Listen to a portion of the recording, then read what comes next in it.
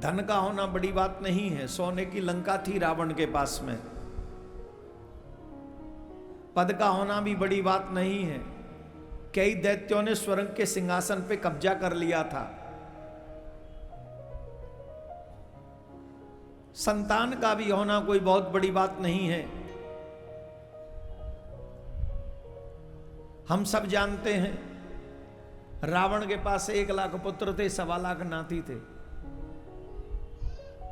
What is the D and? अंत क्या था? रहा न को कोलेरो बनिहारा, राम बेमुख अस हाल तुम्हारा। तुम्हारे कुल में कोई रोने वाला नहीं बचा। 1 लाख पुत्र, 1.25 लाख नाती होते हुए भी एक भी नहीं बचा। तो सुत दारा और लक्ष्मी पापी केहू होए। धन का होना बड़ी बात नहीं, पद का होना बड़ी बात नहीं, संतान का होना बड़ी बात नहीं। तो क्या होना चाहिए? संत समागम हरि कथा, तुलसी दुर्लभ दोय। संतों का दर्शन हो, उनका संग मिले और भगवान की कथा सुनने को मिले, यही संसार में सबसे दुर्लभ है।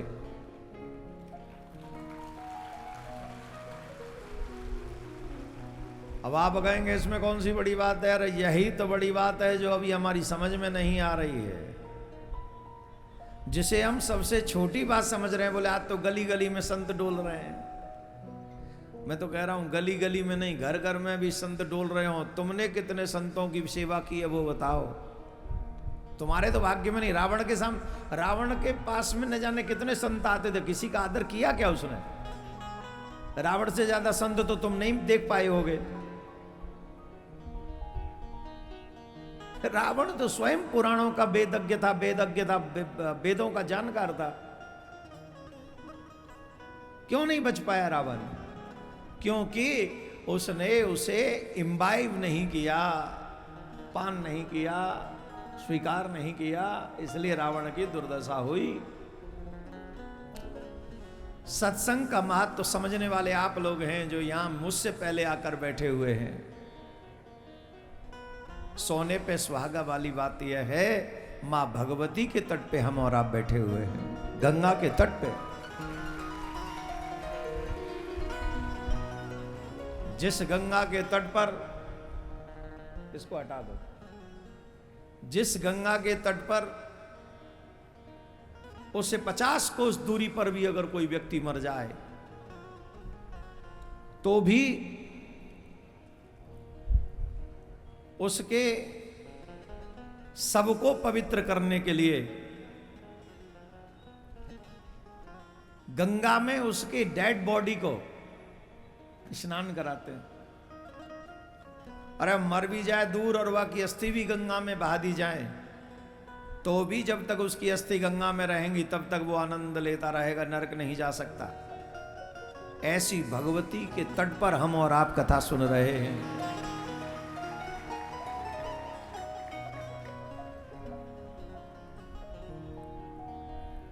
हमको ऐसा लगता है भगवान ने आपके ऊपर अनंत कृपा करी है।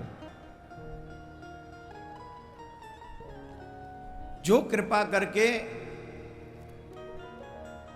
आपको श्रीमद् भागवत महापुराण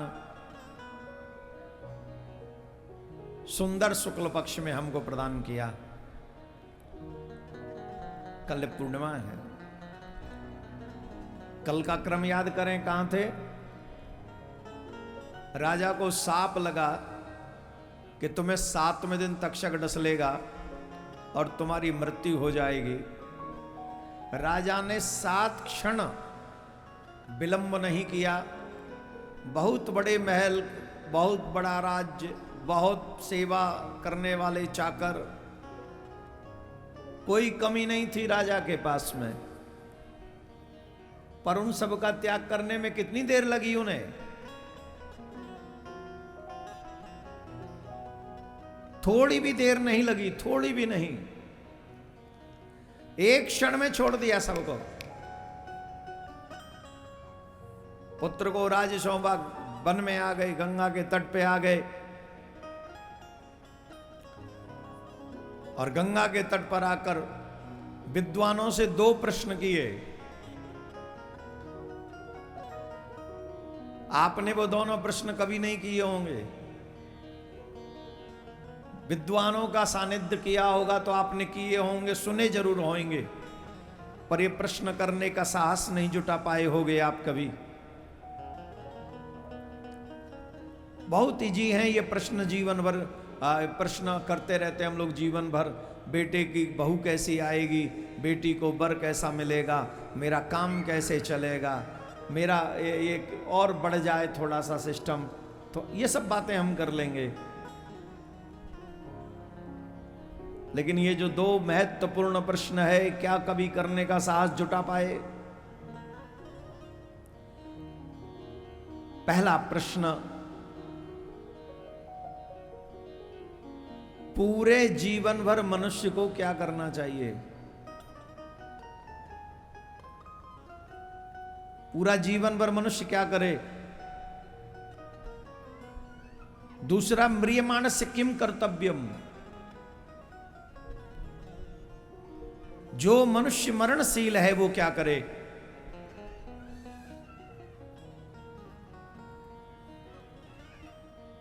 तब श्री सुखदेव जी महाराज कृपा करके पधारे। राजा परीक्षित ने साष्टांग दंडवत किया। ये हमारे भारत की संस्कृति है, जिसके तन पे लंगोटी भी नहीं है, भारत का सम्राट उसे प्रणाम कर रहा है। और आजकल हम लोग अपने माँ बाप की इंसल्ट करने में भी चूकते नहीं, चीख चीख के बोलते हैं अपने माँ बाप के आगे। जानते हो सबसे बड़ी विपत्ति क्या है? माँ बाप सबसे बड़ी विपत्ति कब सहन करते हैं? माँ बाप अपने बच्चों की इच्छा पूरी करने में रात दिन मेहनत करके उनकी इच्छा पूरी करते हैं। भीख मांग कर भी लाएंगे तो भी दे देंगे। बेटा हो या बेटी, जब भी माँ बाप से कोई रिक्वायरमेंट करते हैं तो वो कभी ये नहीं कहते कि पैसा नहीं है मेरे पास। वो ज्यादा ये कह देंगे चिंता मत करो, ले लेना, थोड़े दिन रुक जाओ। वो करके व्यवस्था करते भी हैं, चाहे मांग के लाना पड़े, हार्ड वर्क करना पड़े और मेहनत करना पड़े। लेकिन वही बच्चे जब कुछ बन जाते हैं, या कई तो बिना बने ही मन में बहुत बन जाते हैं।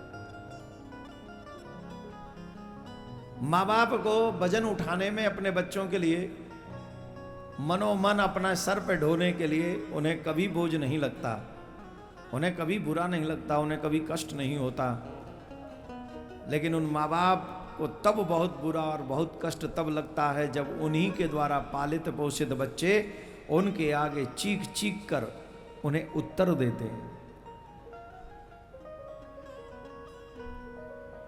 उस समय माँ बाप को लगता है कि हम जीते जी मर गए। तो जिस माँ बाप ने हमें पाला पोसा है उसके प्रति हमारी दायित्व क्या है? अगर आपके इंग्लिश मीडियम स्कूल ये आपको नहीं सिखा पाए तो आपके बाप का पैसा व्यर्थ, आपका समय व्यर्थ और आपका जीवन भी व्यर्थ। जब तुम जन्म देने वालों को रिस्पेक्ट नहीं दे सकते तो ऐसी पढ़ाई को उठाकर चूल्हे में जला देना चाहिए।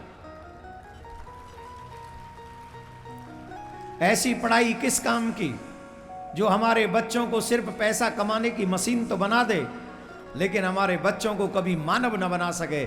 ऐसी पढ़ाई पढ़ाई नहीं है, ये तो अंग्रेजों का थोपा हुआ कलंक है हमारे ऊपर।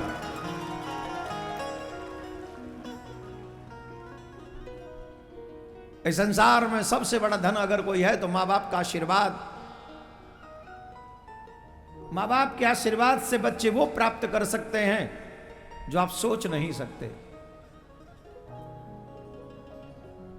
इतने कितने नाम बता दूं जो कभी इंग्लिश मीडियम स्कूल तो छोड़िए, प्राइवेट स्कूल, सरकारी स्कूलों में भी नहीं गए और आज उन्होंने विश्व में अपना नाम कमा रखा है माँ बाप के आशीर्वाद के कारण। अपनी भारतीय संस्कृति से, अपनी भाषा से, अपने संस्कारों से प्यार करना सीखिए। डरना नहीं। लोग क्या कहेंगे, भाड़ में जाएं वो लोग जो मेरे भारत की परंपरा को नहीं मानते। हमें उन लोगों की कोई जरूरत नहीं है जो हमारी परंपरा का अपमान करते हैं। काहे चिंता करते हो अपनी? लोग क्या कहेंगे? अरे लोग जाएंगे क्या? और वो लोग जो तुम्हें इसके लिए प्रेरणा देते हो, अपने माँ बाप से झूठ बोलो, अपने माँ बाप का अपमान करो, उनके आगे चीखो चिल्लाओ, ऐसे लोग नहीं, दुरात्मा हैं। दुरात्माओं का संग करने से तुम भी मरोगे, वो भी मरेंगे। भारतीय परंपराओं को सीखो, कितनी सुंदर है। भारत का सम्राट उस बैरागी के आगे साष्टांग दंडवत है जिसके तन पे एक लंगोटी तक नहीं, एक लंगोटी नहीं, लेटा हुआ साष्टांग दंडवत कर रहा। तब राजा ने प्रश्न किया, अतः पृच्छामि संसिद्धिम योगिनां परमं गुरुं पुरुषस्य यत्कार्यं म्रियमाणस्य सर्वथा।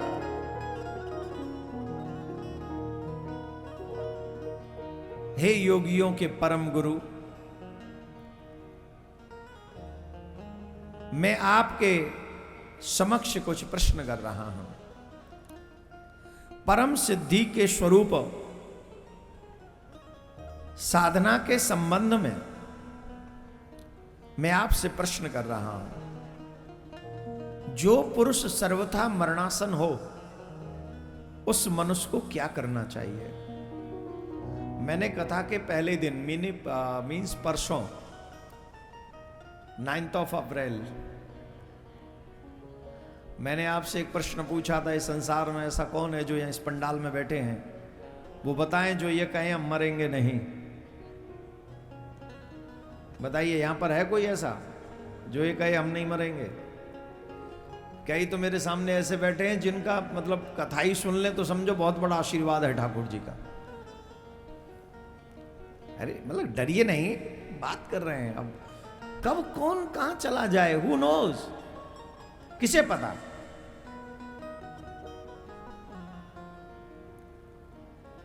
अरे अब तो ये भी आने लगे कि बच्चों को अटैक पड़ रहा है।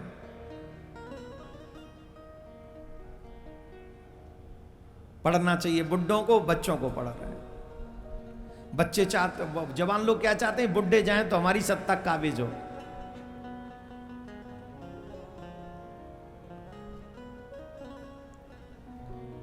और बुजुर्ग कहते हैं, हे भगवान मुझे कुछ नहीं होना चाहिए, थोड़ा देखना। मैं तो ये कहूंगा किसी सनातनी को ही कुछ ना हो, पर ये संभव तो नहीं। मृत्युर्वै प्राणिनाम ध्रुवः, एक सत्य है, वह है मृत्यु। महाराज जिसकी मृत्यु निश्चित है वो क्या करे? अब मैं आपसे पूछना चाहता हूं, आपकी निश्चित है कि नहीं?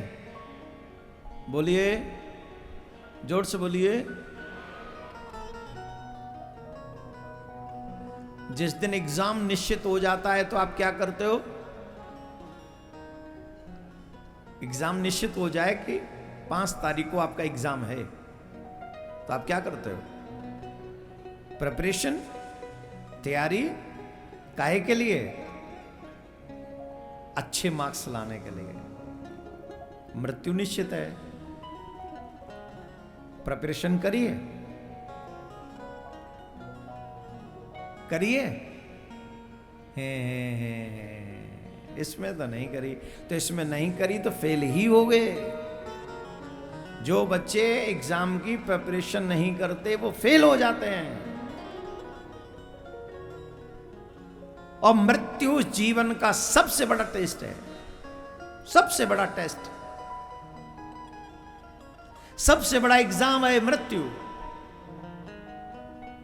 जो भगवान के होते हैं वो मृत्यु एग्जाम में पास हो जाते हैं, और जो जीवन भर भगवान के विरुद्ध रहते हैं वो एग्जाम में फेल हो जाते हैं।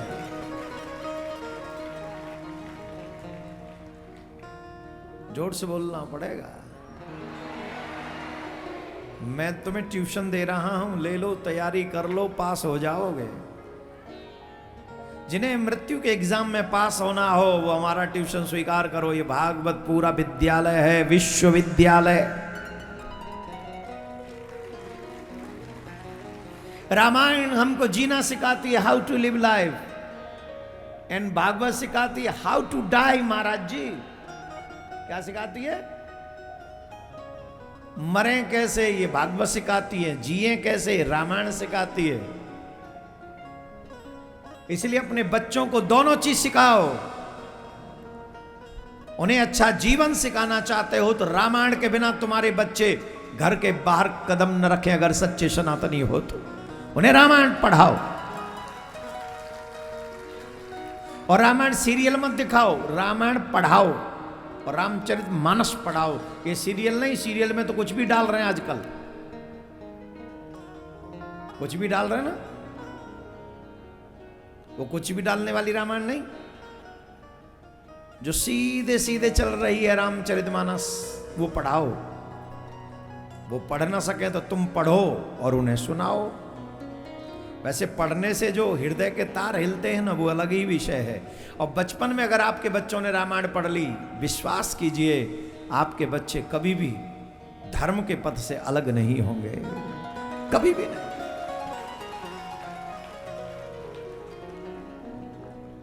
इसलिए अपने बच्चों को उनके हित के लिए, अपने हित के लिए, मैं फिर कह रहा हूं, मृत्यु का एग्जाम तो देना ही पड़ेगा।